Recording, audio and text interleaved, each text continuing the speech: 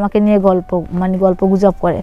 তো সময় তো উনি দুই একটা গল্প বলে যেটা শুনলে মানে আমার থেকে জানি কীরকম একটা অনুভূতি হয় যে উনি আমার চাচা শ্বশুর হয়, কিন্তু উনি এরকম কী গল্পগুলো বলতেছে। তো একদিন হঠাৎ করে আমি রাত্রিবেলা একা একা শুয়ে আসি। প্রথম দিন রাত্রে উনি আমার রুমে আসলো, রুমে এসে আমাকে জিজ্ঞাসা করলো, কী হলো, তুমি ঘুমিয়ে পড়ছো? তখন আমি ওনাকে বললাম, না আমি ঘুমাই না, আপনি ভিতরে আসেন। তো ভিতরে আসলো, আইসা আমার পাশে বসলো। বসার পরে অনেকক্ষণ গল্প করার পরে উনি আস্তে আস্তে যাচ্ছে একটু আমার হাতটা ধরবে।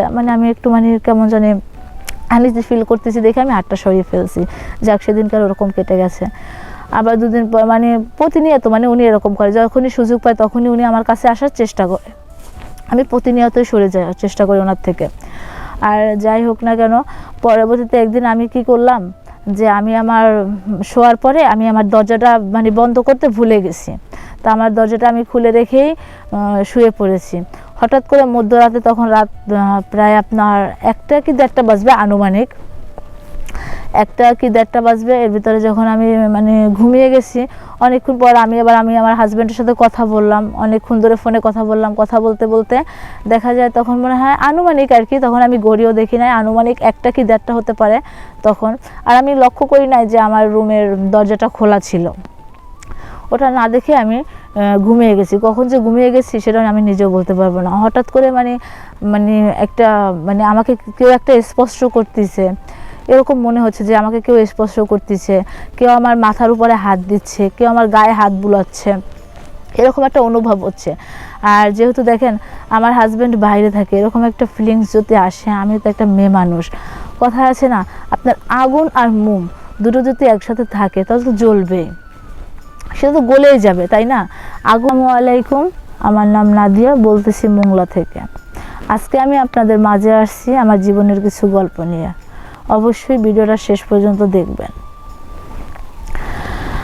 আমি একটা বিবাহিত মেয়ে, আমার বিয়ে হয়েছে আজ 6 মাস। 6 মাস আমি আমার শ্বশুরবাড়িতেই সময়টাকে কাটাচ্ছি। আমার শ্বশুর শাশুড়ি কেউই নেই। আমার হাজব্যান্ডকে বড় করছে তারই চাচা, তারই চাচি। আমার চাচা শ্বশুর ছিল অনেক ধনী মানুষ, ওনার কোনো কিছুতেই অভাব ছিল না। উনি দেখে শুনে আমার হাজব্যান্ডকে বড় পড়াশোনা সব কিছু দায়িত্ব উনিই পালন করেছে, বাবা মায়ের দায়িত্ব উনিই পালন করছে। তো আমার বিয়ের 6 মাস পরে আমার চাচা শ্বশুর আমার হাজব্যান্ডকে বলতেছে উনি বাইরে পাঠাবে, একটা সিদ্ধান্ত নিছেন। তখন অবশ্য আমারও মনটা অনেক খারাপ।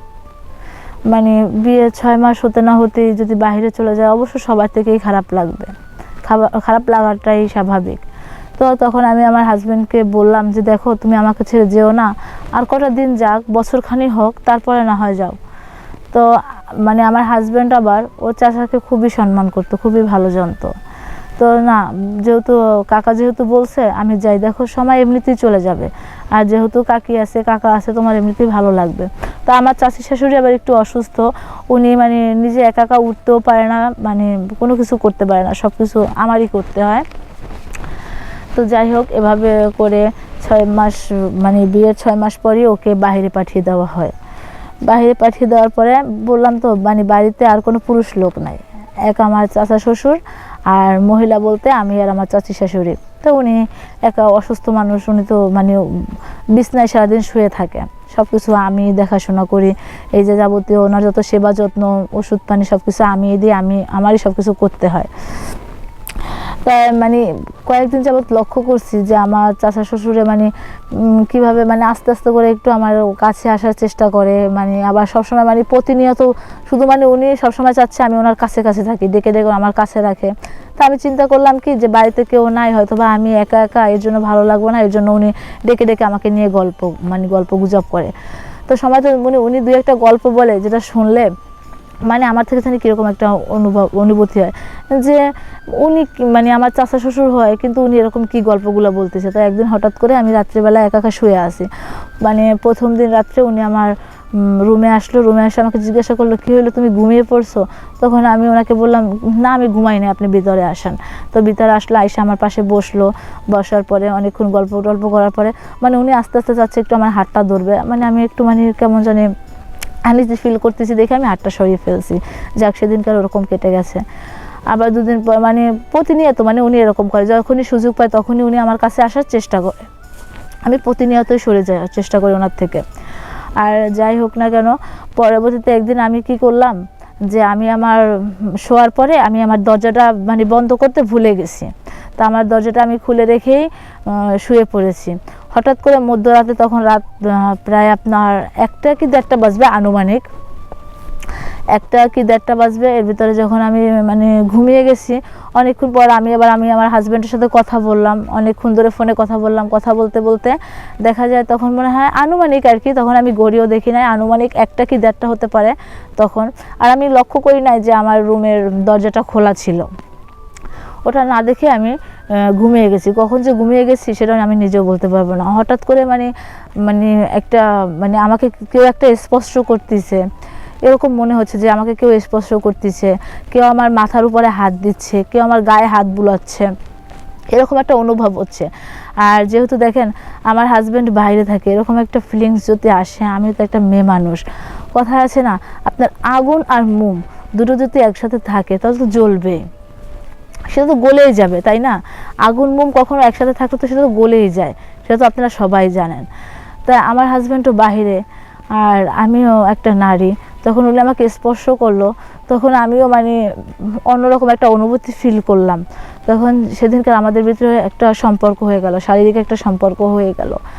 আর দেখা যায় তার পরবর্তীতে আমি উনি যখন যাচ্ছে তখন আমি ওনাকে স্পষ্টভাবে দেখতে পাচ্ছি যে উনি আমার চাচা শ্বশুরই। তো আমিও আর কিছু বললাম না, উনিও কিছু বললো না। আমি আমার মতো করে উনি যাওয়ার পরে আমি দরজা বন্ধ করে আমার মতো করে শুয়ে গেলাম। যাক, সেদিনটা ভালো কাটলো। পরের দিনটা আমার মনে আমার একটা আনন্দ ফিল হইলো মনের ভিতরে। এখন আর মনে হয় না যে আমি একাকিত্ব সময়গুলো কাটাচ্ছি, আমার কাছে খুব ভালোই লাগলো। আমার স্বামী বাহিরে, আর আমি বিয়ের 6 মাস পরে, একটা মেয়ের 1 বছর হলেও তো বিয়ের গায়ের হলুদের গ্রান যায় না। 6 মাসের ভিতরে কি সেই গায়ের হলুদের গ্রান চলে যায় না। আমারও তো অনেক কিছু মনে চায়। আর এখন দেখেন যে একটা কাজ করছি, আমি জানি কাজটা অনেক অন্যায় হয়েছে, অনেক ভুল করছি। এখন দেখেন আমি এখন কি করব, আপনারাই বলে দেন আমি এখন কোনটা করলে ভালো হবে, আমার জন্য কি করলে ভালো হবে। আপনারা অবশ্যই বলবেন আমাকে, যেটা করলে ভালো হবে অবশ্যই জানাবেন। যেহেতু ভুল আমি একটা করে ফেলছি, তারপর আমার যেটা করলে আমার কাছে ভালো হবে সেটাই আপনারা অবশ্যই বলবেন। সবাই আমার পাশে থাকবেন।